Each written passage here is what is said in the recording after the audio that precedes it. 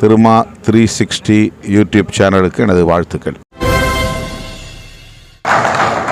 தமிழ்நாட்டை பொறுத்தவரையில் திரையுலகம் மிகப்பெரிய ஒரு ஆளுமையாக இருக்கிறது.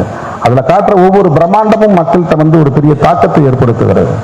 அதுல நான் என்னுடைய ஒரே ஒரு கன்சர்ன் என்னன்னா, அதை மட்டும் சொல்லி நான் முடிச்சிடறேன். பரியேறும் பெருமாள் நீங்க சொல்லும் போது கூட நான் அப்படியே கொஞ்சம் ஒரு மாதிரி ஆயிட்டேன். அந்த உணர்வு என்னன்னா, அது நீங்க படத்துல காட்டுறது கரெக்ட் தான். என்ன அந்த மாதிரி உணர வைக்கக்கூடிய ஒரு காட்சி அது. அப்படி ஒரு காட்சியை உருவாக்குவதன் மூலம் என்னுடைய சிந்தனையை நீங்க கிளறீங்க. அதுல எனக்கு என்னன்னா, அப்பாவை அவன் துரத்துறான். ஒரு குறிப்பிட்ட லெவலில் நிறுத்திருக்கலாம். இவர் தானே டைரக்டர். இவர் எந்த இடத்துல வேணாலும் நிறுத்தலாம் இல்லையா? கொஞ்சம் தூரம் ஓடுற மாதிரி ஒரு 10 செகண்ட்ஸ் அல்லது ஒரு 50 செகண்ட்ஸ் அல்லது ஒரு 1 மினிட். ஆனால் அது அவன் துரத்திட்டே ஓடுறான். துணியெல்லாம் இழுத்து விட்டு அவன் படுத்து பறந்து வர்றான். ஆனால் இந்த இடத்துல ரிட்டாலியேஷன் இல்லை. அவங்க கதாநாயகனை தனியாக அழைச்சிட்டு போறாங்க. ஒரு வீட்டுக்குள்ள வச்சு அடிக்கிறாங்க. வாயில சிறுநீர் கழிக்கிறான். ரிட்டாலியேஷன் இல்லை. இங்க திருப்பி அப்படின்னு முழக்கம் சொன்னவன் அடங்க மறு அட்டு நீரு திணிறு எழு திருப்பி அடி என்று முழங்கியவன் நான். இந்த இடத்துலயாவது கதாநாயகனை அடிப்பானாங்கிற மாதிரி எனக்கு வெறி வருது, கோபம் வருது. அப்ப எனக்கு அந்த வெறியை ஊட்டிய இயக்குனர் மாறி செல்கிறார். அந்த இடத்துல பண்றாரு. பாடுறா, நீங்க எல்லாம் இப்படி பாத்துக்கிட்டு இருக்கிறீங்க. நான் படத்துல வைக்க மாட்டேன், நீங்க தான் பண்ணணும்.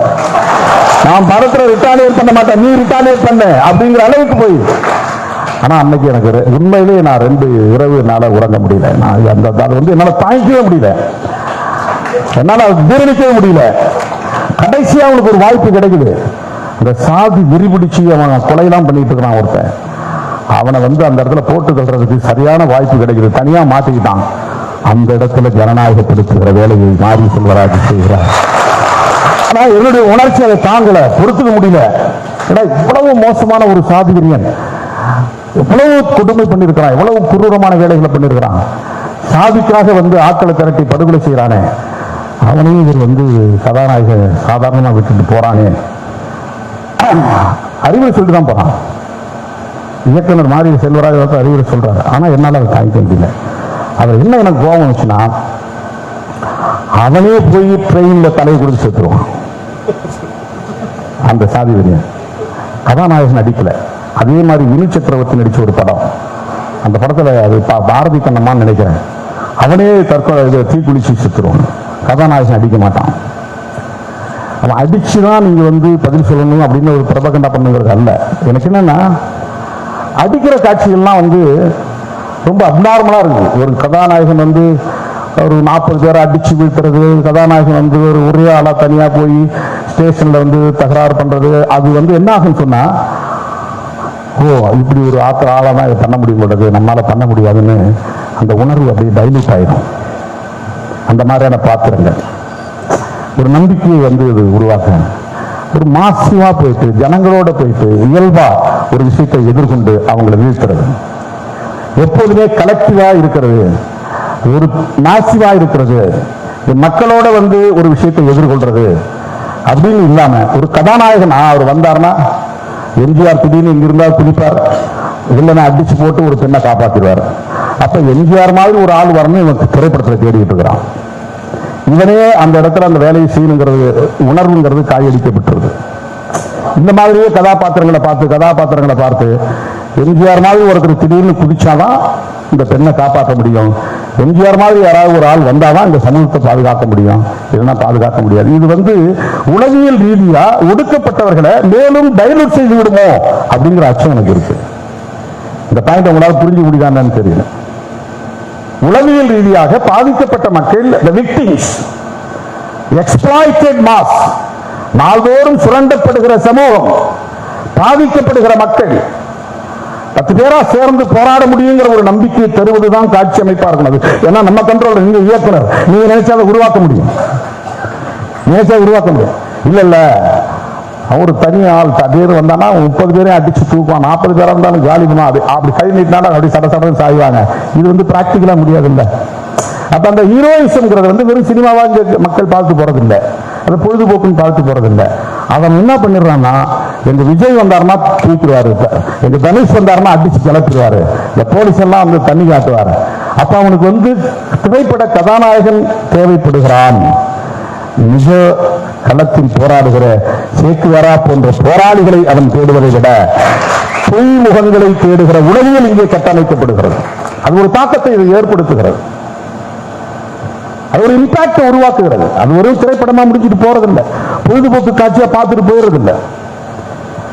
ஒரு தெருக்கூத்தாக இருந்தாலும் ஒரு திரைப்படமாக இருந்தாலும் மனிதனை மிகப்பெரிய அளவிலே தாக்கத்தை, மனிதனுக்குள்ள ஒரு தாக்கத்தை அது ஏற்படுத்துகிறது. நீங்க ஒரு ராமநாடகம் பார்த்துட்டு போயிட்டீங்கன்னா 3 நாளைக்கு 4 நாளைக்கு ராமனை பத்தி லட்சுமணனை பத்தி தான் உங்களுக்கு மைண்ட்ல ஓடிக்கிட்டே இருக்கும் வாய்ஸ்.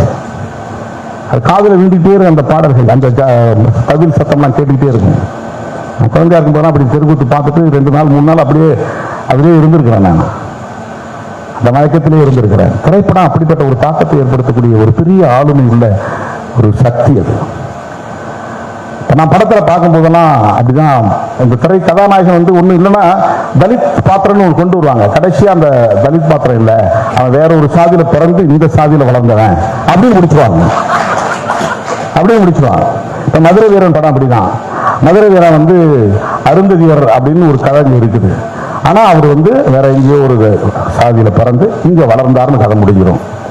தாமரைன்னு ஒரு படம், நெப்போலியன் நடிச்ச படம், அதுல தலித்துகளுக்காக போராடுற மாதிரி இருக்கும். கடைசியில பார்த்தா அவர் வேற ஒரு சாதியில பிறந்தவரா இருப்பாரு. வி சேகர் படங்கள் அப்படி நிறைய வரும், தலித்துகள் பிரச்சனை பத்தி பேசுற மாதிரி வரும். அங்க யாராவது ஒருத்தர் அந்த மக்களுக்காக குரல் கொடுக்கிற மாதிரி இருப்பாரு. ஆனா அவர் தலித் சமூகத்திலிருந்து தோன்றியவராக இருக்க மாட்டார். கடைசியா பார்த்தா அவர் ஒரு இன்னொரு சமூகத்திலிருந்து பிறந்த. இந்த கதாநாயக பாத்திரத்தை படைப்பதில் கூட இந்த டிஸ்கிரிமினேஷன் இருக்கு. இந்த மாதிரியான ஒரு சிந்தனை போக்கு இருக்கிறது. என்னுடைய பார்வையிலிருந்து இந்த விமர்சனங்களை நான் வைக்கிறேன். இன்றைக்கு எவராலும் கேள்வி கேட்க முடியாத இடத்தில் அமர்ந்திருக்கிறார்கள் மாரி செல்வராஜ் அவர்களும் ரஞ்சித் அவர்களும். நீங்க ஏன் இப்படி படம் எடுக்கிறீங்க? இயக்குனர் என்ன செய்யறாரு அதுதாங்க. தயாரிப்பாளர் இன்னைக்கு அவங்க கையில காலில் விடக்கூடிய அளவுக்கு அந்த அளவுக்கு ஒரு ஆற்றல் இருக்கு, அந்த ஆளுமை இருக்கு. அது சொல்றேன், தப்பா சொல்ல நான். அந்த அளவுக்கு ஒரு ஆளுமை இருக்கிறது. ஒரு காலத்துல தயாரிப்பாளர் சொல்றதுதான் இயக்குனர் கேட்கறங்களே இருந்துச்சு. கதாநாயகருக்கு மட்டும்தான் முக்கியத்துவம் இருந்துச்சு ஒரு காலத்துல. பாரதி ராஜாவுக்கு பிறகு இயக்குனர் யாருன்னு பார்க்க ஆரம்பிச்சிட்டாங்க. கலைஞருக்கு பிறகு வசனகர்த்தா யாருன்னு பார்க்க ஆரம்பிச்சிட்டாங்க.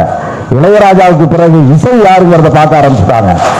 இன்னைக்கு எத்தனையோ பேர் வந்தாலும் கூட இளையராஜாவிடம் இளையராஜாவுக்கு தான். அதை யாராலும் ஒன்றுமே பண்ண முடியாது. அதே போல இது எத்தனை பேர் வந்தாலும் இனிமேல் வரக்கூடிய இயக்குநர்கள் எல்லாம் ஒன்னு ரஞ்சித் சாயல், மாரி செல்வராஜ் சாயல் என்பதுதான் இனி வரப்போகிற படைப்புகளில் இருக்கும். அந்த படைப்புகள் மனித குலத்தை சமத்துவப்படுத்துகிற திசையை நோக்கி போகக்கூடியதாக கருப்பொருள் இருக்கும். நீ காட்சி எப்படி வேணாலும் வச்சுக்க, இந்த கருப்பொருள்.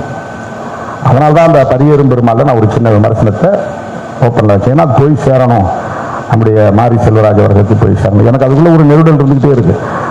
ஒரு கதாநாயகனால் மட்டும்தான் நீ சாதிக்க முடியுங்கிற மாதிரியான உளவியல் கட்டமைப்பை அதை உடைக்கணும், அதை கட்டுடைக்கணும். மக்களோடு சேர்ந்து எளியவனாலும் செய்ய முடியும், மக்களோடு சேர்ந்து எளியவனாலும் செய்ய முடியும்.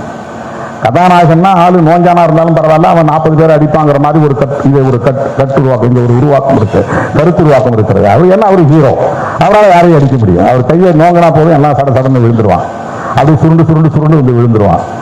அது ஏன்னா அவர் ஹீரோ. அந்த ஏன்னா அவர் ஹீரோ அப்படிங்கிறத கட்டுடைக்கணும். அப்படி இல்லை, மனிதனால் பிராக்டிக்கலா ஜனங்களோட சேர்ந்து முடிவு செய்துதான் ஒரு விஷயத்தை எதிர்க்க முடியும். தொழிலாளர்களோடு சேர்ந்துதான் ஒரு விஷயத்தை போராடி வென்றெடுக்க முடியும். அப்ப மக்கள் சேர்ந்து மக்கள் சக்தியால் ஒரு சாதனையை படைக்க முடியும், ஒரு மாற்றத்தை உருவாக்க முடியும் என்பது எல்லா தளங்களிலும் நிறுவப்பட வேண்டும். அது நாவல் எழுதுவதாக இருந்தாலும், கவிதை எழுதுவதாக இருந்தாலும், இலக்கியம் படைப்பதாக இருந்தாலும், திரைப்படம் படைப்பதாக இருந்தாலும், அந்த களங்களிலெல்லாம் இந்த பார்வை வேண்டும் என்பதைத்தான் நாம் முன்மொழிகிறோம். அதை இந்த இடத்திலே மாரி செல்வராஜ் அவர்களை அமர வைத்து சொல்லியதில் எனக்கு மகிழ்ச்சி. இது அவருக்கு நாம் ஏதோ புத்திமதி சொல்றோம்னு நினைக்க கூடாது, அப்படி அல்ல. விடுதலை சிறுத்தைகளின் நிலைப்பாட்டை தெளிவுபடுத்துகிறேன், விடுதலை சிறுத்தைகளின் பார்வையை பதிவு செய்கிறேன், அல்லது திருமாவளவனின் சிந்தனை இதுதான் என்பதை பதிவு செய்ய, அந்த எண்ணத்தை பதிவு செய்ய ஒரு வாய்ப்பாக இந்த களத்தை நான் பார்க்கிறேன்.